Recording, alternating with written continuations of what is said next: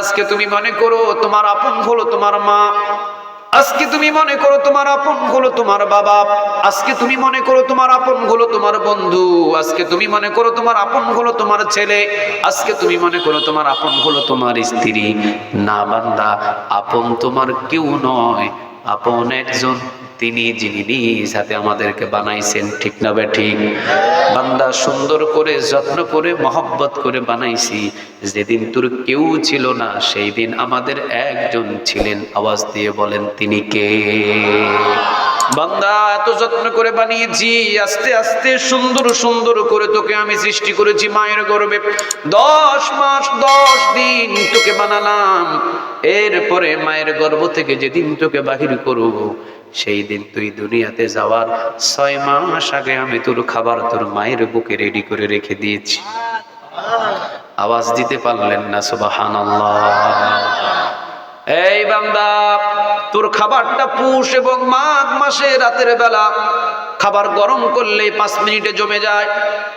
পুষ আর মাঘ মাসের শীতের রাতে তোর খাবারটা গরম করলে গরম একটু 5 মিনিট পর জমে যায়, আর খাওয়া যায় না, ঠান্ডা হয়ে যায়। বান্দারে, তোকে যখন দুনিয়াতে পাঠালাম মাসটা ছিল পৌষ আর মাঘ মাস। এই বান্দা, তোর খাবারটা রাত্রে 3টা বাজে তোর প্রয়োজন।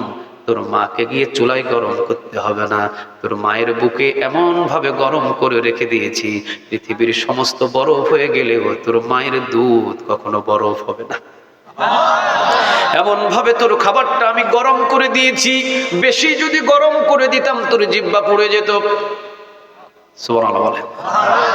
আবার যদি বেশি ঠান্ডা করে দিতাম সর্দি লেগে যেত। এই জন্য গরম করি নাই বেশি, ঠান্ডাও করি নাই বেশি। যতটুকু তোর প্রয়োজন ততটুকু আমি আরশে আজিম থেকে 6 মাস আগে করে দিয়েছি। এই বান্দা, আজকে তোমার মাকে তুমি মা মা বলে ডাকো, বাবাকে পেয়ে তুমি আমাকে ভুলে গেছো, বউকে পেয়ে আমাকে ভুলে গেছো, ছেলেরা পেয়ে আমাকে ভুলে গেছো, সম্পদের সব কিছু পেয়ে আমাকে ভুলে গেছো। বান্দা, যেই দিন তোমার কেউ ছিল না রে বান্দা, সেই দিন আমি আল্লাহ ছাড়া তোমার আপন আর কেউ ছিল না। আল্লাহ। বান্দা, তুমি মনে করেছো তোমার মা তোমার আপন। হ্যাঁ আপন, কিন্তু আমি আল্লাহর মতো নয়। তুমি মনে করেছো তোমার বাবা তোমার আপন। হ্যাঁ তোমার বাবা তোমার আপন, কিন্তু আমি আল্লাহর মতো নয়। ঠিক না বা ঠিক? এই বান্দা, তোমার মা আমার মতো আপন নয়। মা আপন ঠিক আছে, কিন্তু আমি আল্লাহর মতো নয়। তোমার বাবা আপন, কিন্তু আমি আল্লাহর মতো নয়। কিভাবে আল্লাহ বোঝাচ্ছেন শোনো বান্দা, তাহলে উদাহরণ নাও। এই বান্দা, উদাহরণ নাও। যেই দিন আমি তোমাকে মায়ের গর্ভ থেকে বাহির করে এনেছিলাম নরমাল ডেলিভারিতে, আমাদের সময় আমাদের বয়সে যারা আমরা আছি, ওই সময় কি সিজার ছিল? আব্বাজান আপনারা বলেন তো, সিজার ছিল? নরমালি ভাবে আমাদের মায়ের আমাদেরকে ডেলিভারি করেছেন। এই জন্য আল্লাহ বলেছেন নরমালি ভাবে মা যে সন্তানকে জন্ম দেয়, একবার আহ বলাতে একটা মৃত্যুর যন্ত্রণা পায়। আর আমি আল্লাহ একবার জন্ম নেওয়ার মতো পুরা মায়ের জীবনের গুনাহ মোচন করে দিই। যতবার মা কষ্ট পায় ততবার মায়ের গুনাহ মোচন করে দিই। মুফাসসিরিনে কেরাম বলছেন, একজন মা যদি একটা সন্তান জন্ম নেয়, মায়ের জিন্দেগির সব গুনাহগুলোরে মাফ করে দেন তিনি কে? মা যখন সন্তানকে দুধ পান করায়, আমি আল্লাহ তোর মাকেও ঠকাই নাই। মা যখন সন্তানকে দুধ পান করায়, যতক্ষণ দুধ পান করাবে নফল নামাজ পড়ার নেক তার আমল নামায় জমা হবে। যতদিন মা গর্ভের ভিতরে তোকে নিয়েছিল, যতদিন মা গর্ভের ভিতরে তোকে নিয়েছিল 10 মাস 10 দিন, এই 10 মাস 10 দিন তোকে শুধু পেটে রাখার কারণে তোর মায়ের আমল নামায় আমি প্রতিদিন রোজা রাখার নেক আমল নামায় জমা করে দিয়েছি। এখন বল, তোকে পেটে ধরার কারণে মার জিন্দেগি পরিবর্তন হয়ে গেল। তোকে জন্ম দেওয়ার কারণে মায়ের গুনাহ মোচন করে দিলাম। তোকে দুধ পান করানোর কারণে মায়ের আমল নামায় নফল রোজার নেক, নফল নামাজের নেক লিখে দিলাম। মনে কর তোর সম্মান আর মর্যাদা আমি কোথায় পৌঁছাইয়া দিছি। সুবহানাল্লাহ বলে। এই বান্দা, তোকে হেফাজতের জন্য পৃথিবীর কোন মানুষকে নিযুক্ত করি নাই। 3 শতাধিক ফেরেশতা আমি তোকে হেফাজতের জন্য নিযুক্ত করেছি। একটা ফেরেশতার বডিগার্ড হিসেবে তোকে বেতন দিতে হয় না। সুবহানাল্লাহ বলেন। একটা বডিগার্ড হিসাবে তোকে বেতন দিতে হয় না, প্রতি চতুর্দিকে আমি তোর 3 শতাধিক ফেরেশতা আমি তোর সাথে যুক্ত করে রেখে দিয়েছি। আল্লাহু আকবার। কিরামা কাতিবিনা ইয়ালামুনা মা তাফআলুন।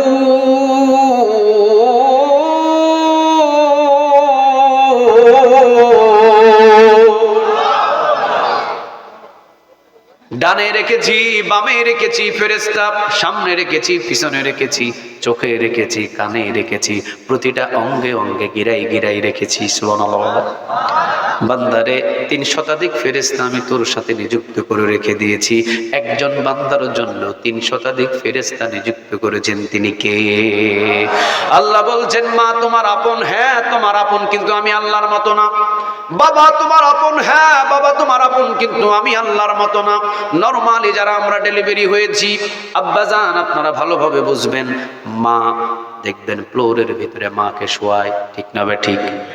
খাটের উপরে শোয়ায় না, না ফ্লোরের উপরে শোয়ায়। ফ্লোরের ভিতরে বিছানা করে ধাত্রীরা প্রস্তুতি নিয়ে থাকে, আগুন নিয়ে থাকে, গরম পানি নিয়ে থাকে। এরপরে যখন প্রসব বেদনা শুরু হয়ে যায়, তখন কিন্তু আমরা আস্তে করে মায়ের লজ্জাস্থান দিয়ে নরমালি ডেলিভারিতে বেরিয়ে এসেছি। মা ক্লান্ত শ্রান্ত, শরীর রক্তাক্ত হয়ে গেল, কিন্তু সবাই, মা ব্যথা পেয়েছে কিন্তু সবাই বাহিরে বাহিরে হাসে। সুবহানাল্লাহ বলেন। নতুন মেহমান আসতেছে। এবার মেহমান যখন আমরা দুনিয়াতে চলে এসেছি, আমাদেরকে দেখার জন্য খালা আসছে, খালু আসছে, দাদা আসছে, দাদি আসছে, নানা আসছে, নানি আসছে, চতুর্দিকের মানুষগুলো দেখতে আসছে। রাত যখন 10টা বেজে গেছে, তোর নানা বিদায় হয়ে গেছে, তোর দাদা বিদায় হয়ে গেছে, তোর দাদি বিদায় হয়ে গেছে। রাতের যখন 11টা বাজছে, তখন তোর ঘরের ভিতরে কেউ নাই, তোর মা আর তোর বাবা দুইজনে চেহারার দিকে তাকিয়ে আছে তোর। যখন 11টা বেজে গেছে, তোর বাবার চোখে যখন ঘুম আসছে, তোর বাবাও বলছে আমি পাশের ঘরে ঘুমালাম। পাশের ঘরে তোর বাবা চলে গেছে ঘুমাইতে, ওই ঘরের ভিতরে তুই আর তোর মা, কেউ নাই। তোর মায়ের বাম পাশে তুই ছিলি, একটু করে কান্না করছস। তোর মা গিয়ে স্তনের দুধ পান করিয়েছে তোকে। রাতের 1টা পর্যন্ত তোর মা জাগ্রত ছিল। রাতের 1টা পর তোর মা ক্লান্ত শরীর, তোর মায়ের চোখে ঘুম চলে আসছে, তোর মা ঘুমিয়ে গেছে। রাতের 1টা বাজে, বান্দা তুই বাম পাশে পড়েছিলি। চতুর্দিকে মশা ঘুরে, চতুর্দিকে মাছি ঘুরে, চতুর্দিকে পিঁপড়া ঘুরে। বান্দারে তোর প্রস্রাবের ছিদ্রটা ছিল খোলা, তোর পায়খানার ছিদ্রটা ছিল খোলা, তোর নাকের ছিদ্রটা ছিল খোলা, তোর কানের ছিদ্রটা ছিল খোলা, তোর মুখের ছিদ্রটা ছিল খোলা। নাক দিয়ে যদি একটা পিঁপড়া ঢুকে যেত, তোকে বাঁচাইতে কেউ পারতো না। কান দিয়ে যদি একটা পিঁপড়া ঢুকে যেত, তোকে বাঁচাইতে পারতো না। তোর বাবা, তোর মা রাতের 2টা 3টায় সবাই ঘুমায়া গেছে। আমি আল্লাহ সারা রাত জেগে জেগে তোকে পাহারা দিয়েছি। এখন তুই বল, তোর আপন তোর মা তোর বাবা নাকি সবচাইতে আপন? আওয়াজ দিয়ে বলেন তিনি কে? এই বান্দা, আমি যে ঘুমাই না এটার প্রমাণ নে, আমি যে ঘুমাই না এটার প্রমাণ নে, আমি যে ঘুমাই না এটার প্রমাণ নে। আল্লাহু লা ইলাহা ইল্লা হুয়া আল হাইয়ুল কাইয়্যুম।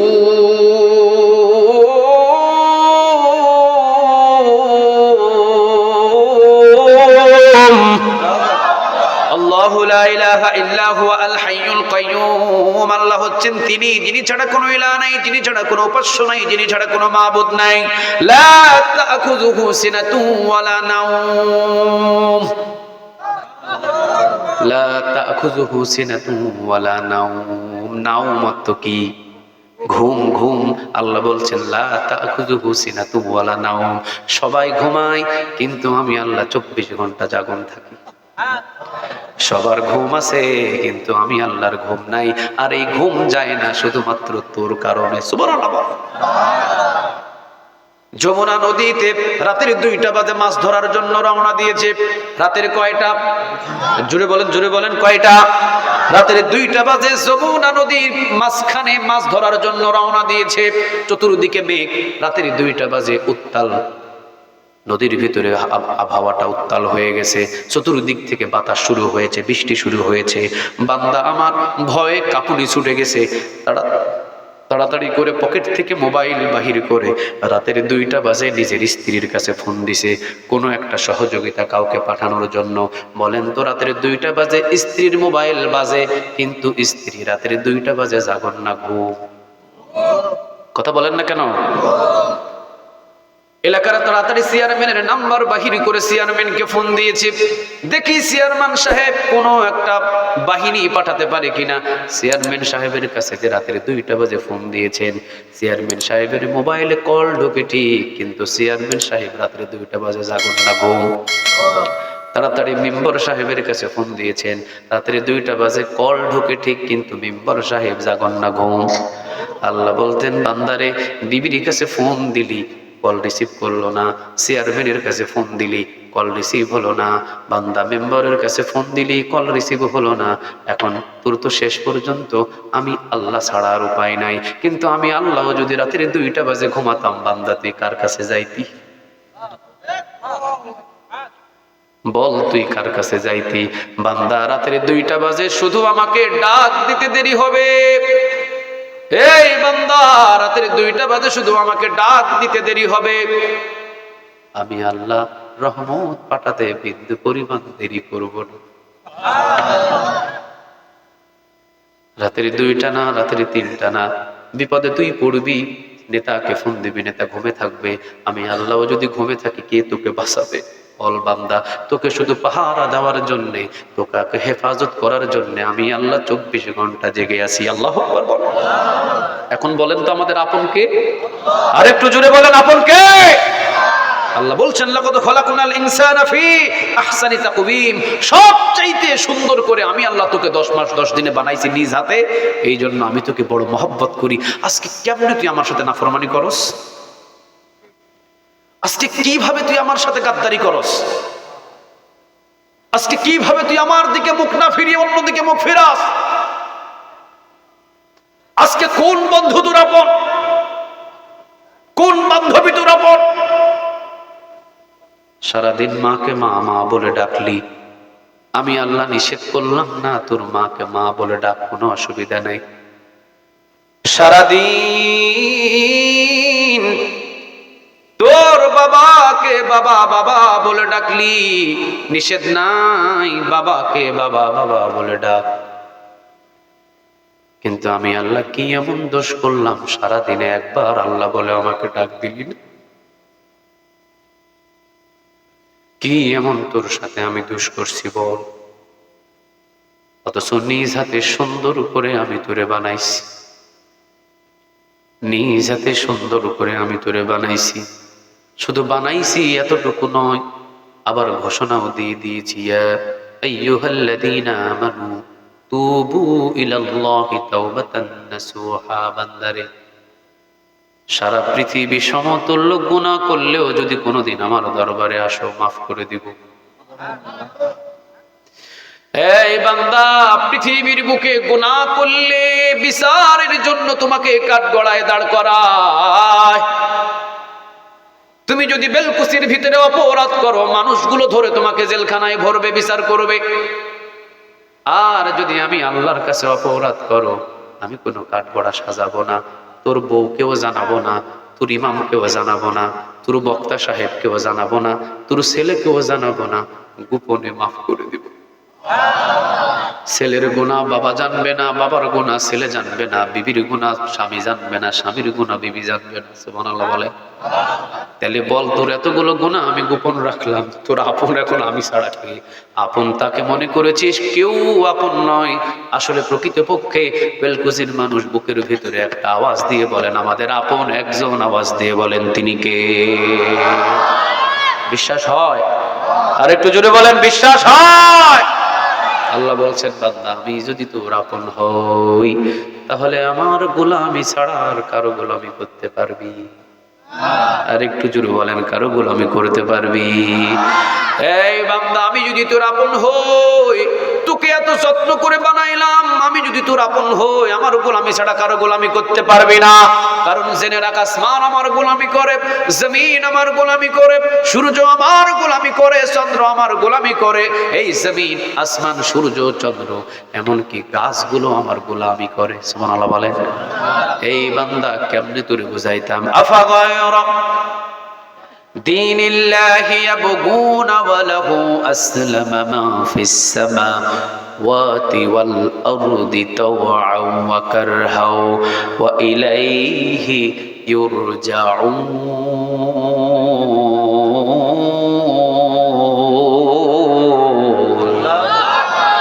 আল্লাহ বলছেন, আফা গায়রা দীনিল্লাহি ইয়াবগুনা ওয়া লাহু আসলামা মান ফিস সামাওয়াতি ওয়াল আরদি তাওআন ওয়া কারহাও ওয়া ইলাইহি ইউরজাউন। আসমান এবং জমিনের ভিতরে যা কিছু আছে, ইচ্ছায় অনিচ্ছায় সব কিছু হুকুম মানে কার? সবগুলো ইবাদত করে কার? ওই সূর্য ইবাদত করে কার? ওই চন্দ্র ইবাদত করে কার? ওই সাগরের পানি ইবাদত করে কার? আমাদের মাথার চুল থেকে বডি পর্যন্ত সব কিছু ইবাদত করে কার? আপনাদের এখানে প্রাইমারি স্কুলের শিক্ষক হয়তো বা আছে। আমি যদি তাকে জিজ্ঞাসা করি, প্রতিদিন 8টা বাজে আপনাকে স্কুলে যেতে হবে, 4টা বাজে আপনার ছুটি হয়ে আপনাকে 4টা বাজে আসতে হবে। ওনার যদি চাকরির বয়স হয় 30 বছর, প্রতিদিন কি উনি 30 বছরে 8টা কাটা কাটা ওখানে উপস্থিত হতে পারবে? 4টা বাজে ছুটি হবে, প্রতিদিন 4টা কাটা কাটা 4টা বাজে আসতে পারবে? আপনারা বলেন, সূর্য 1000 বছরের ভিতরে কোন দিন আধা ঘন্টা দেরি করছে? 10 মিনিট, 20 মিনিট, 3 মিনিট। ও টাইম মতো পূর্ব দিকে উঠে টাইম মতো পশ্চিম দিকে যায়। পৃথিবীর কোনোদিন কোনো মানুষের কাছে কৈফিয়ত দিয়ে বলে নাই আজকে স্যার সরি ভুল হয়ে গেছে, আধা ঘন্টা দেরি হয়েছে। কোনোদিন সূর্য বলা লাগে নাই টাইম মতো উঠে টাইম মতো ডুবে। কারণ ও আপনার হুকুম মানে না, টাইম মতো হুকুম মানে গোলামি করে কার? আল্লাহ বলছেন, ওই সাগরের পানি আমি আল্লাহর হুকুম মতো চলে তাকিয়ে যা বলেছিলেন সবগুলো এক একটা করে বাস্তব হইতেছে। আল্লাহু আকবার। 12টা কথা বলেছিলেন আল্লামা সাইদি রাহিমাহুল্লাহ, 11টাই মিলে গেছে। উনি বলেছিলেন, বাংলার জমিনে বেশি নাচানাচি করো না, কোরআনের বিরুদ্ধে বেশি বলা বলি করো না। বাংলার জমিনে মূল জায়গায় কোরআন আর কোরআন প্রেমিক, কোরআনের প্রতি ভালোবাসা মানুষগুলো বাংলাদেশে বসবাস করে। তোমরা হলো ইসলামের বিরুদ্ধে, কোরআনের বিরুদ্ধে, তোমরা থাকো আগায়, আর মূল জায়গায় থাকে কোরআনওয়ালারা। যদি গাছের গোড়া ধরে একবার নাড়া দেয়, মামু বাড়ি দিল্লি গিয়ে পড়বা। কথা কি অবাস্তব না বাস্তব? আরো জোরে বলেন, অবাস্তব না বাস্তব? উনি বলেছিলেন, যারা মিথ্যা মামলা দিয়ে যারা আমাকে 12 বছর পর্যন্ত কারাগারে বন্দী রেখেছে, কোনোভাবে যদি আমি আল্লামা সাঈদী বিদায় হয়ে যাই, তারা 1 বছর ক্ষমতায় বসে থাকতে পারবে না। এই মানুষটা বলেছিলেন, তারা 1 বছর ক্ষমতায় বসে থাকতে পারবে না। আল্লামা সাঈদী 14 আগস্ট দুনিয়া থেকে বিদায় হয়েছিলেন, আর ফের 1 বছর না আসতে 5 আগস্টে পালাতে বাধ্য হয়েছে। তো তার অসংখ্য কিছু কথা আছে। এই জন্য কোরআনটাকে এমন একটা গ্রন্থ, কোরআনটাকে কেউ থামা দিতে চাইলেই থামবে না, এটাকে চলমান রাখবেন। আওয়াজ দিয়ে বলেন, তিনি কে? ঠিক তেমনই কাবা ঘর, ওয়াহাদাল বালাদিল আমিন, নিরাপদ মক্কা নগরীর কসম। এই মক্কা নগরী এমন একটা নগরী, এই জায়গায় যারা যাবে তারাই নিরাপদ। তাদেরকে পৃথিবীর কেউ আক্রমণ করতে পারবে? আর একটু জুড়ে বলেন, পারবে? তাহলে 4টা কসম খাইলেন, কয়টা? আল্লাহ রাব্বুল আলামিন বলছেন, ওয়া তিন ফলের কসম, ওয়া জাইতুন ফলের কসম, ওয়া তুরি সিনিন তুর পর্বতের কসম, ওয়া হাদাল বালাদিল আমিন, নিরাপদ মক্কা নগরীর কসম। বান্দা, 4টা কসম খাওয়ার পরে আমি আল্লাহ রাব্বুল আলামিন তোমাদেরকে একটা কথা বলতেছি, সেটা হলো লাকাদ খালাকনাল ইনসানা ফি আহসানি তাকওয়িম।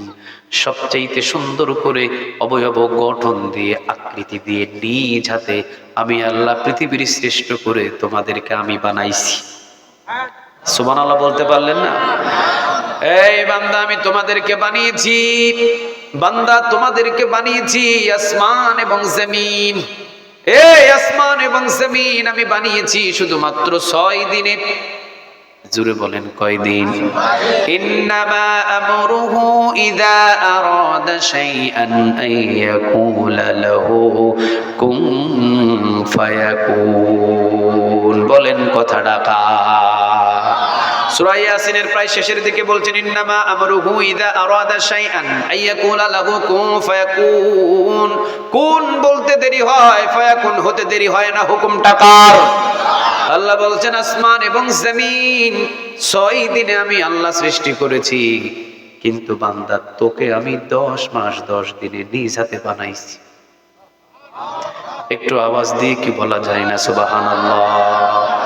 এই বান্দা, এত বিশাল আসমান, এত বিশাল জমিন আমি ইচ্ছা করলে অনেক দিনে বানাতে পারতাম না, দরকার নাই, মাত্র 6 দিনে বানিয়েছি। আর আমি আল্লাহ তোকে নিজ হাতে 10 মাস 10 দিনে বানাইছি। আল্লাহু আকবার।